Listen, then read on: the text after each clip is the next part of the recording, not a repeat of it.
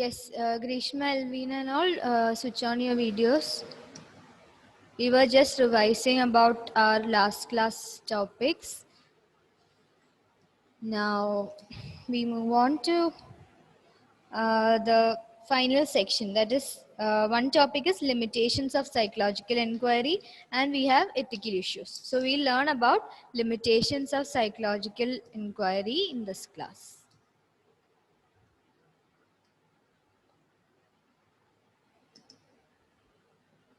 You can see the screen, right? Yes, ma'am. Okay.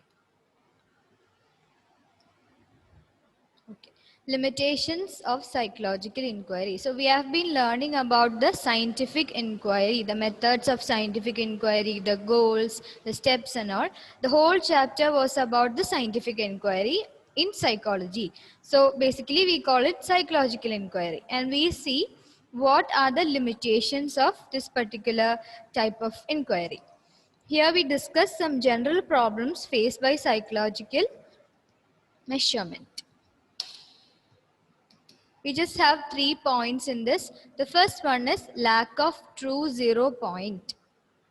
Write down lack of true 0 point. Any idea what that would be? Have you learned about true zero value in physics or chemistry or biology? No? No. Okay. What it means is in physics and all, when we measure, say, the length of something. Consider that we are measuring the length of something, and we can start from 0 to some value, say 0 to 5 centimeters, 0 to 10 centimeters, or 0 to 20 or 100 or whichever we like. Depending on the length of the thing, we can measure from 0 to that particular length. But in psychology, we don't have a true 0 value, which means, for example, intelligence. Can you tell that the person has 0 intelligence? No, because the person has some amount of intelligence, and we yesterday we told how norms are developed based on the age group, based on the sex, based on the area of residence and all. We develop different norms for different tests. So regarding intelligence, if I get an IQ score, then I mean the researcher interprets, or the person who tests the intelligence of myself, the person would compare my score with the rest of the people of my group, my age group, right? And he or she will decide whether I have average intelligence or low intelligence or high intelligence, above average, below average, and so on. So what this limitation, this point is trying to explain is, in psychology we don't have a true 0 value. For example, they have given intelligence. We cannot tell that intelligence is 0 for a person. They have some amount of intelligence, but it is said to be, it is interpreted in the ways in which we compare the score with the rest of the people. It is relative in nature, not absolute. So absolute 0 does not occur in psychological concepts. So we'll read what it is written. In physical sciences, measurements do start from 0. Psychological measurements do not have a true 0 point, and hence they arbitrarily decide a point as 0 point and then proceed. So whatever scores we get in psychological studies are not absolute in nature, rather they have relative value. I already told you, if I get an intelligence score, then the interpretation based on that will be given only with comparison to the others of my age group, right? If I get an IQ score of say 107, I can't give an interpretation simply that it is high or low. I have to compare with others of my age, and then I write down that I have the above average intelligence or average intelligence. Only by comparing, or only with relation to others, only a relative explanation can I give to the IQ score that I got. Okay, that's why in psychology or psychological measurement, we don't have a true zero value. It's not absolute, it's always relative in nature. Okay, only relative values are obtained from psychological inquiries. That is the first limitation. Then the second one is related to this first limitation, that is relative nature of psychological tools. Here, psychological tests are developed keeping in view the salient features of particular context. For example, a test developed for urban students may contain items similar to the stimuli in urban settings like airplanes, metro railways, multi-story buildings, etc.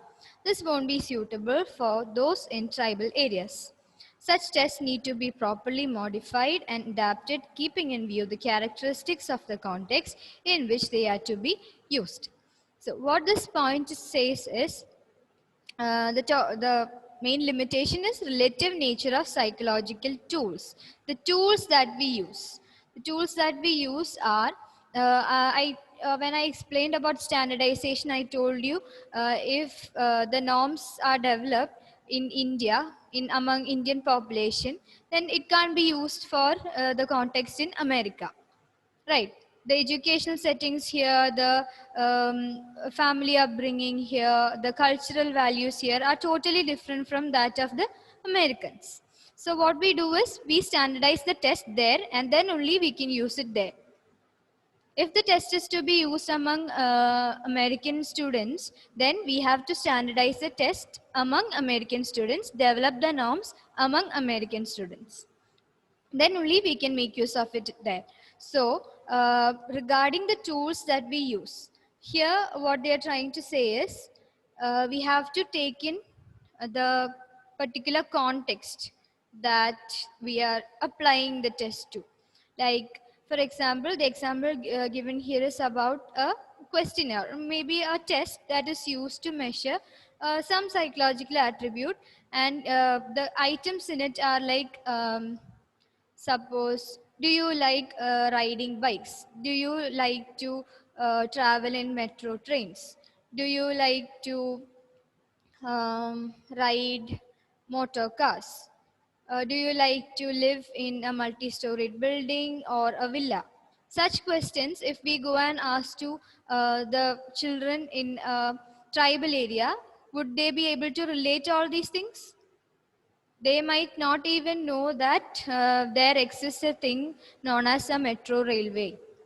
Yes, so we have to take in the context of the people or the participants we are trying to include in our study.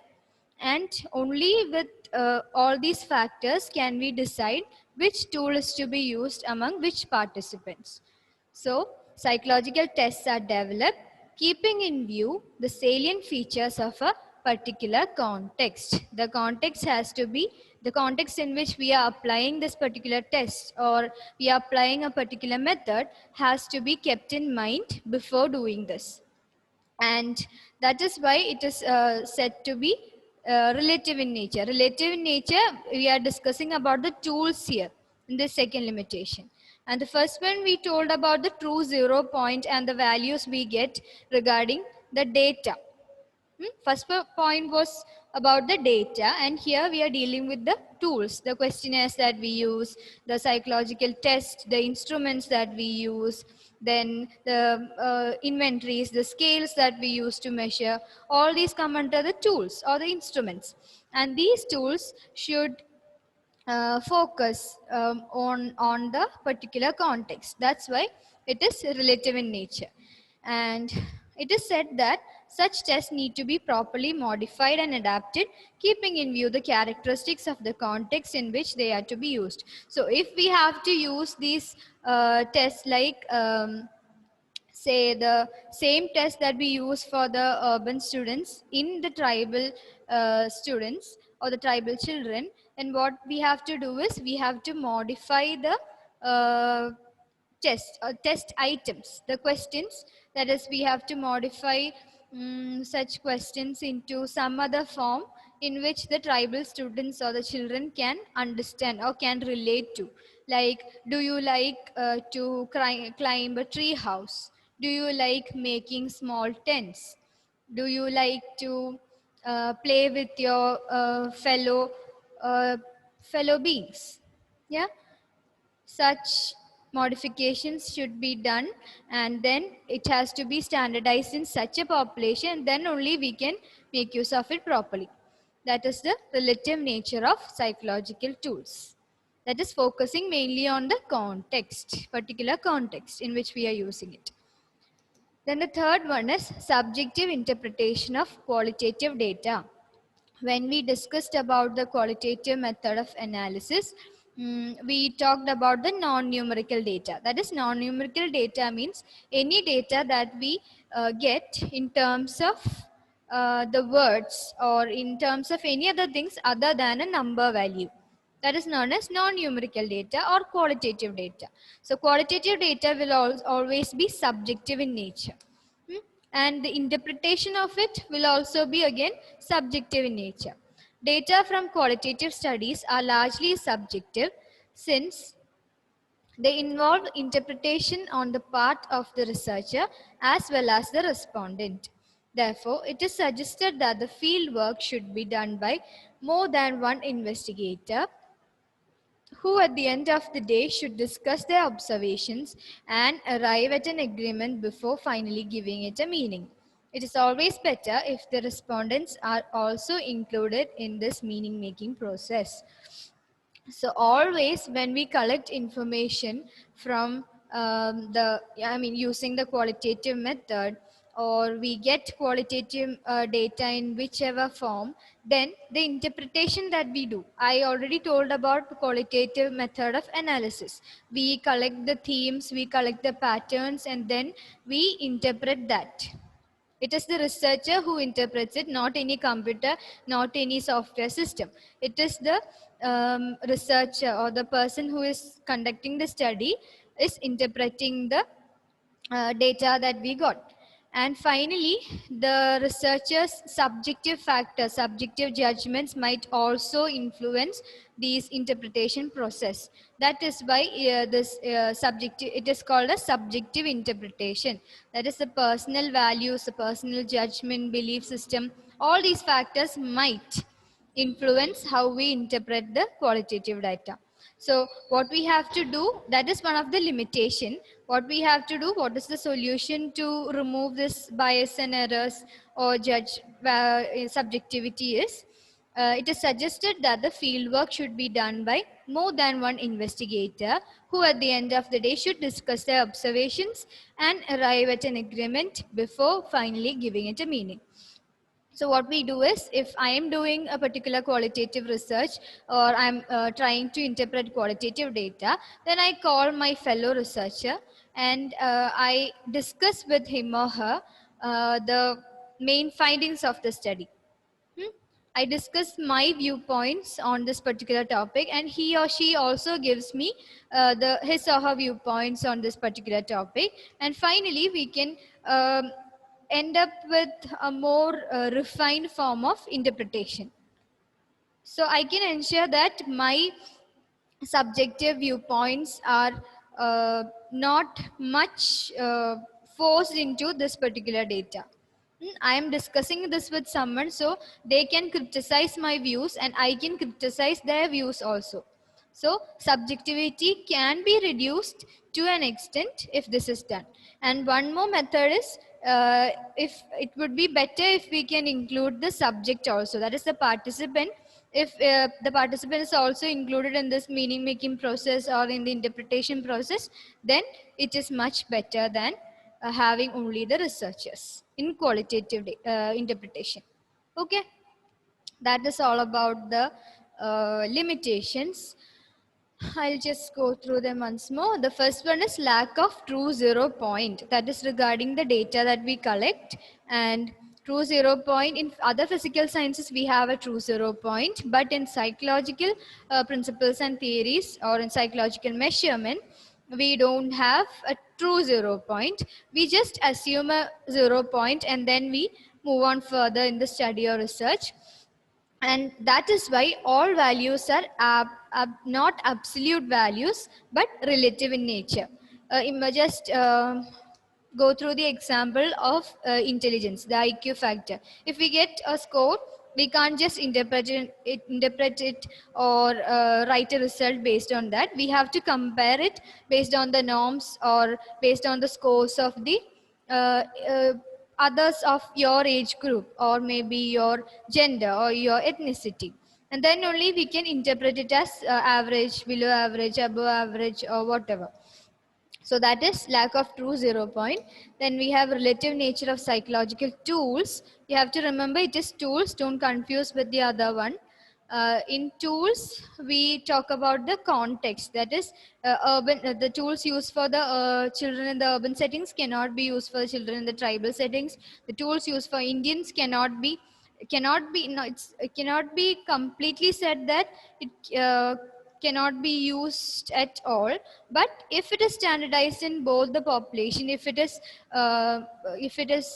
capable of using all through the world, then we can use it. But we have to keep in mind the particular context that we are using it. Then we have other topic, that is, yes, so if there are certain tests which are particular to particular context, then we have to modify them. We have to adapt it to be used in other contexts also.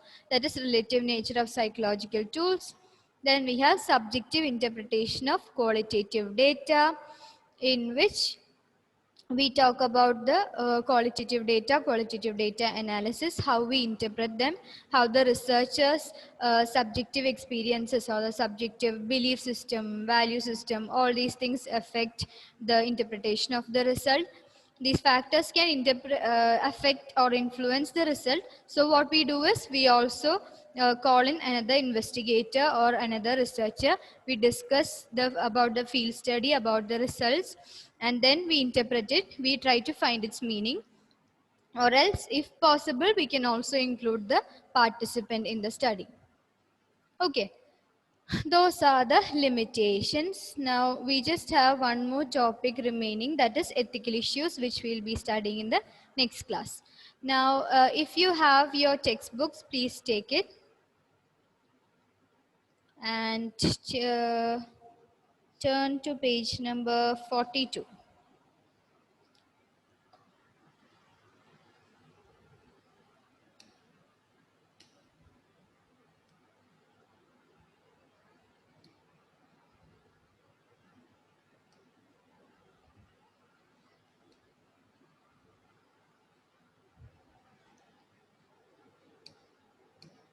Do you have any doubts in today's topic? There is limitations.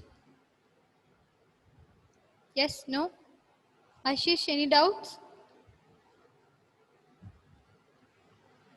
Yes? No? Ashish is blinking in my screen.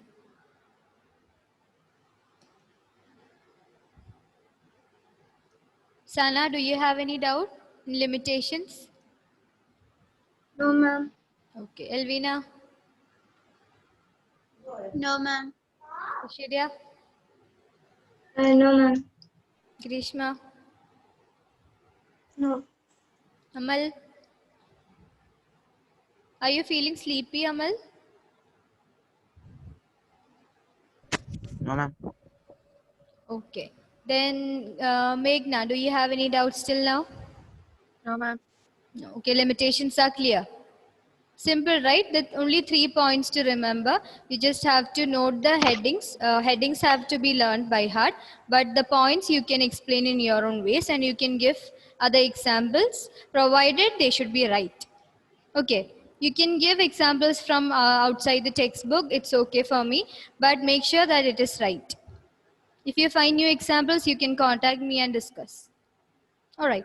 So we'll discuss the back text questions, review questions today.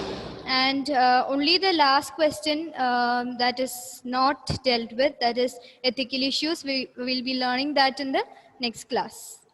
Yes, evening we have 1 more hour. We just have a few points, that is 5 points regarding ethics. We have already talked about ethics. We have already talked about most of the points. We just have to give a review of it. And almost we are done with the chapter, so we'll discuss with the review questions. Okay, so who will be reading the first question? Who would like to come? Grishma, yes. Start. First question. What are the goals of scientific inquiry? Yes. Do you know? Description, prediction, explanation, control, and application. Okay. Can you give few points about them? Description is when we define the phenomena to Yes. distinguish it from other phenomena, Yes. and prediction means forecasting of events. Casting. Yes. Then. In explanation, we try to find the conditions under which that behavior occur, Yeah. The reasons and and causes. why that behavior occurs. Yes. Control means creating a change in their behavior, Okay. reducing it or increasing it. Then one more. Application means using the things we've learned to change to solve the issues in society. Yes. Issues in real life. Applying the theories into real life situations. situations. That is the application process. Yes. The second, very good, Grishma. Now, who would like to come next? Yes, Sana. Can you read the second question?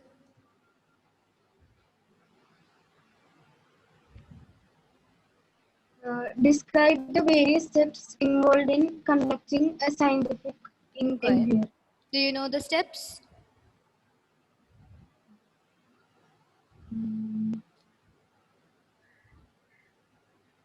You were absent that day, right? Yes. Do you? If you know, you can tell me. Otherwise, it's okay.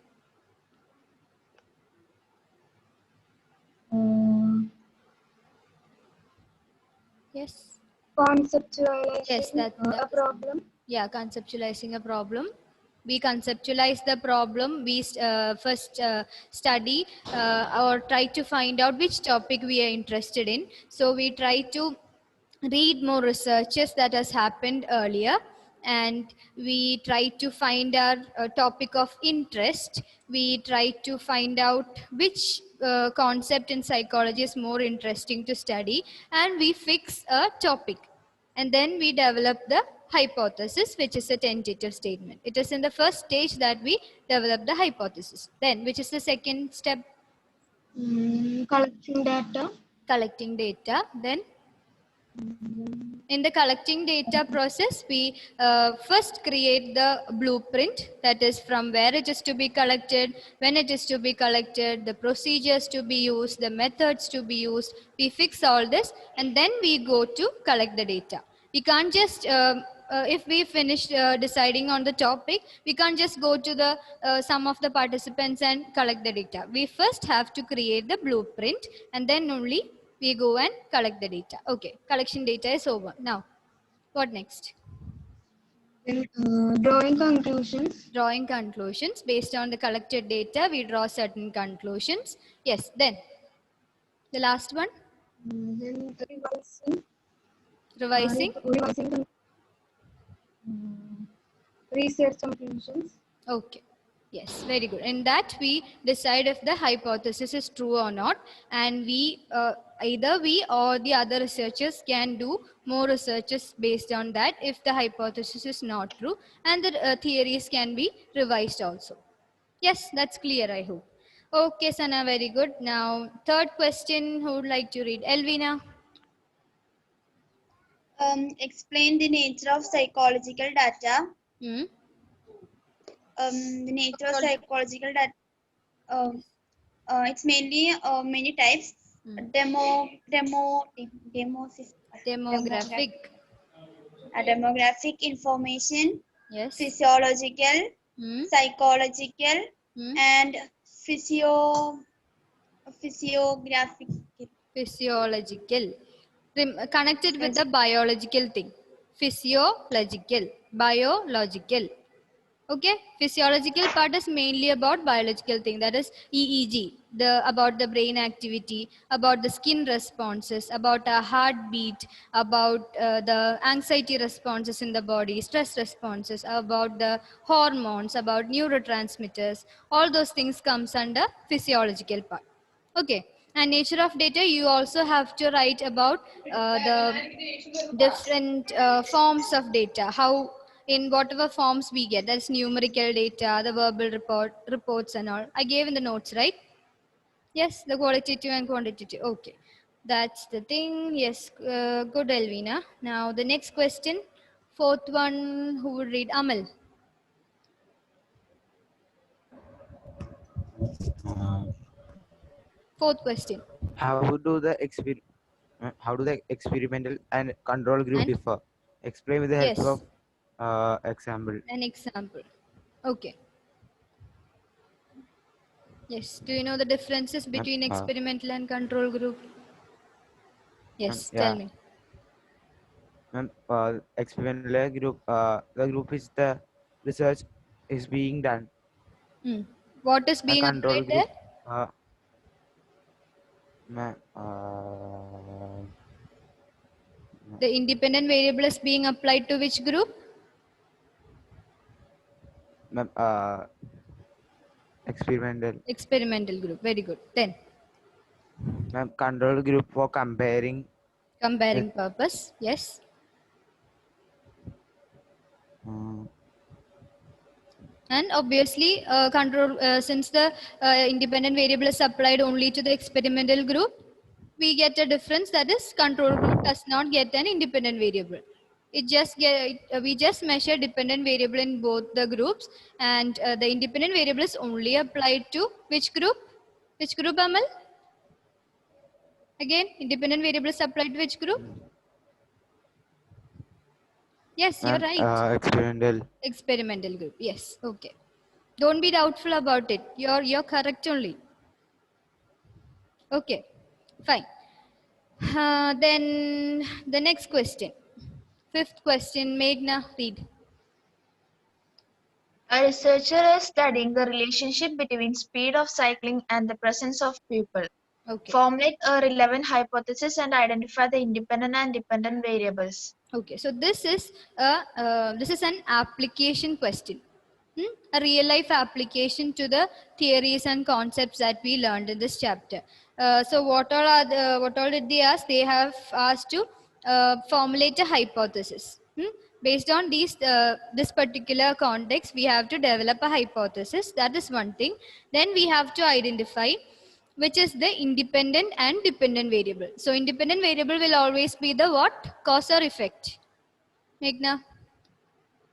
Cause, Cause. And dependent variable will be the effect. effect. Yes, correct. So we have two things here: speed of cycling and presence of people.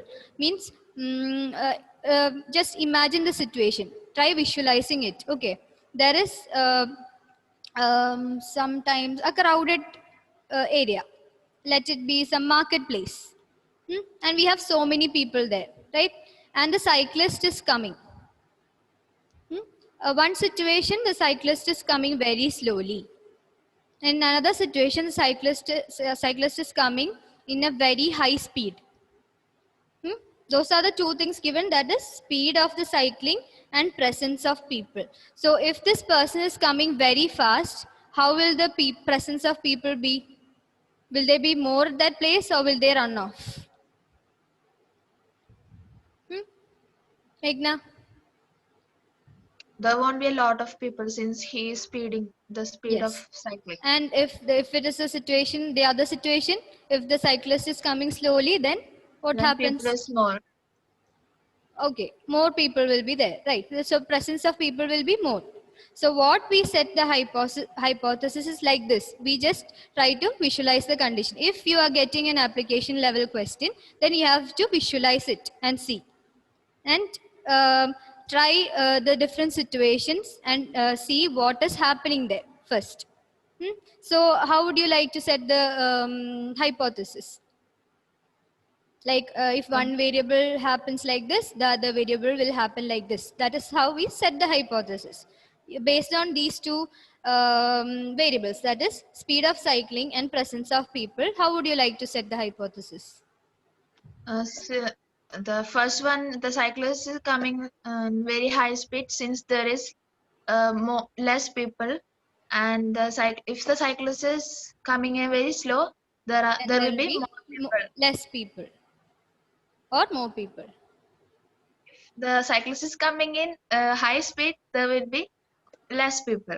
Yes, And if the cyclist is coming in less speed, there will be more people. okay, so there are two ways to set this hypothesis. We'll set it like this. As the speed of the cycling increases, then there will be less amount of people. True? Yes, that is how you set the hypothesis. Now we test this. We test this and found out that this is true. As the cyclist is coming at a very high speed, the people run out for their lives. There were just a very few number of people who are very brave so that they can face the cyclist. Okay, we found it like that. Just imagine we conducted the experiment and we finished conducting the experiment. We got the results and we are interpreting it. A hypothesis is accepted or rejected? Meghna? Accepted. Accepted. So a hypothesis is true and a theory is verified. Okay, that's how you apply this. Now you tell me which is the cause and which is the effect, or which is the independent variable, which is the dependent variable. That's the next question we have. The independent variable will be speed of cycling. Why? I know, the presence of people. Sure. Yes. Think it this way, which is the cause and which is the effect? Cause will be the speed of cycling and the Sure. effect will be the you presence sure? of people. Yes. Then why did you change your answer when I asked why? When I thought it like independent and dependent, I got confused. Yeah, I already told you when I taught you that these two terms, they are very new to you, the independent dependent variable. So consider it, first of all, consider it in terms of cause and effect, then only give names for it. That is independent dependent variable. Okay. And if you're sure, be sure about it. Whether I come and ask you, whether a PhD holder comes and asks you, you have to be sure about it, that this is the independent variable. Understood? Okay, you were Yes, right in the ma'am. beginning. Okay, so which is the independent variable? Again, I'm asking you. It is the speed of cycling Sure? and the dependent. Yes, ma'am. Why? Because cause is the independent variable. Okay. I don't think And so, but it's okay. If you're telling, maybe it may be right. Okay, fine. And which is the independent variable? presence of people. Why? The effect. Sure? Yes. Will you change it after 5 minutes? No. Okay, fine. Very good. Yes. So too much of discussion. This is how you have to answer application level questions. You first visualize and you see what all conditions are possible, and then you set the hypothesis. You can set it in either way you want, and try applying it again. If you have set the hypothesis, try confirming it again if it is right or not, and then find out the independent and dependent variables. Okay. Okay, then the next question. Sixth question. Who would read? Elvina, did you get a chance? Yes, who didn't get a chance then? Ashish? Ashish, are you there?